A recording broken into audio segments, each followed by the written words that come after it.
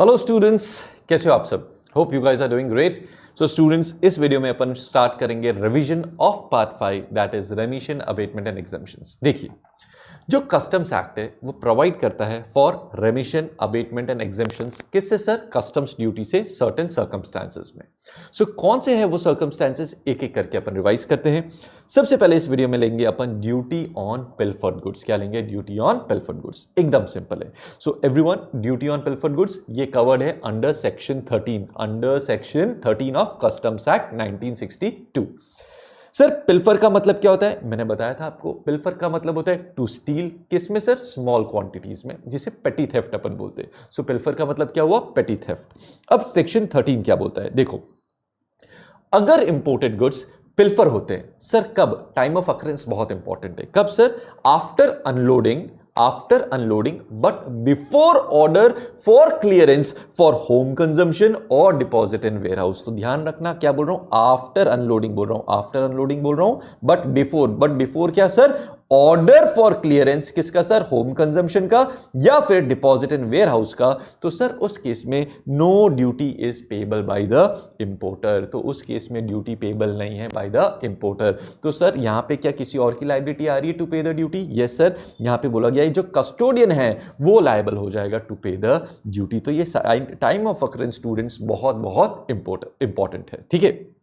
अब देखिए, अगर गुड्स आफ्टर ऑर्डर, बिफोर की जगह मैं बोल रहा हूं after order for clearance for home consumption और डिपॉजिट इन वेयर हाउस पिल्फर होते तो क्या होगा सर? तो उस केस में सर इंपोर्टर लायबल हो जाएगा to pay the duty. Comfortable? तो यहां ध्यान रखना, यहां पे अपन बोल रहे बिफोर तक। अगर before order for clearance for home consumption और डिपॉजिट इन वेयर हाउस होता है तो उस केस में कोई ड्यूटी पेबल नहीं है। बट अगर आफ्टर ऑर्डर होता है तो उस केस में ड्यूटी पेबल होगी bye the importer, right. And की पॉइंट क्या है सर? सर कस्टोडियन जो है वो लायबल होता है टू पे द ड्यूटी। अगर इंपोर्टर लायबल नहीं है टू पे द ड्यूटी तो सर कौन ड्यूटी पे करेगा? पिल्फर्ड गुड्स पे कस्टोडियन पे करेगा। कंफर्टेबल? यहां तक क्लियर हुआ? बढ़ो आगे। अब बढ़ते हैं आगे। देखो, अब एक और पॉइंट इंपॉर्टेंट है, वो बोला गया कि सर अगर गुड्स रीस्टोर कर दिए जाते हैं to the importer after pilferage तो उस केस में फिर सर इंपोर्टर लायबल हो जाएगा to pay the duty, right. So importer liable हो जाएगा टू पे द ड्यूटी। तो यही चीज देखिए सेक्शन में लिखिए, फटाफट सेक्शन भी पढ़ लेते हैं कि अगर कोई भी इंपोर्टेड गुड्स पिल्फर होते हैं कब sir? After unloading and before what sir? Before proper officer has made order for clearance for home consumption और डिपॉजिट इन वेयर हाउस, तो उस केस में इंपोर्टर लायबल नहीं होगा, shall not be liable to pay the duty leviable on such goods except sir. Exception क्या है? मतलब कब इंपोर्टर लायबल हो जाएगा टू पे द ड्यूटी?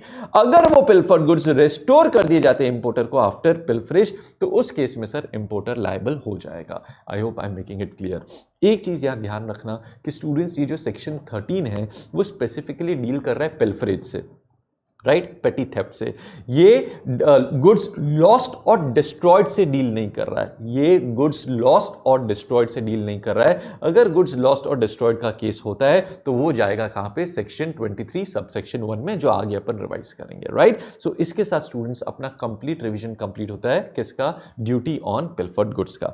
आप देख सकते हैं आगे कुछ भी नहीं है, मीनिंग है जो ऑलरेडी अपन ने पढ़ लिया है अच्छे से, कंडीशंस भी अपन को पता चल गई है, जिसमें टाइम ऑफ अकरेंस डिस्कस कर लिया है, गुड्स पिल्फर होने चाहिए एंड सर जो गुड्स है वो रिस्टोर बैक नहीं होने चाहिए, तभी इंपोर्टेड ड्यूटी के लिए लायबल नहीं होगा, राइट। सर्कमस्टेंसेस कौन से सर जिसमें पिल्फरेज क्लेम कर सकते हैं? एकदम सिंपल है, एविडेंस होना चाहिए सर किसका?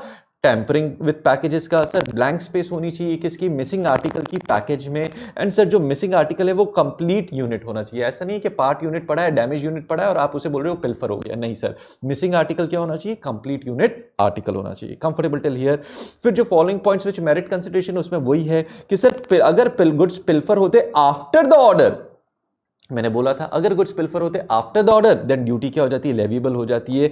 सेक्शन 13 डील करता है सिर्फ पिल्फरेज से। ये डील किसके साथ नहीं करता? ये डील नहीं करता विद लॉस और डिस्ट्रक्शन ऑफ गुड्स। क्यों सर? क्योंकि उससे डील करता है सेक्शन 23 सबसेक्शन 1। एंड सर फिर बोला गया कि sir section 13 would not apply अगर पिल्फरेज हुआ है prior to unloading of the goods, क्योंकि अपन ने बोला टाइम ऑफ अकरेंस कब से शुरू होता है? After unloading of the goods, ठीक है।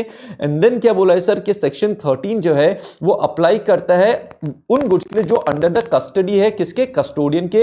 And duty on any pilferage, sir जो हो रहा है कहां से, from the custody of custodian, उस वो कौन पे करेगा सर, कस्टोडियन पे करेगा, it will be payable by the custodian. तो यह हर चीज मैंने आपको अच्छे से रिवाइज करा दी।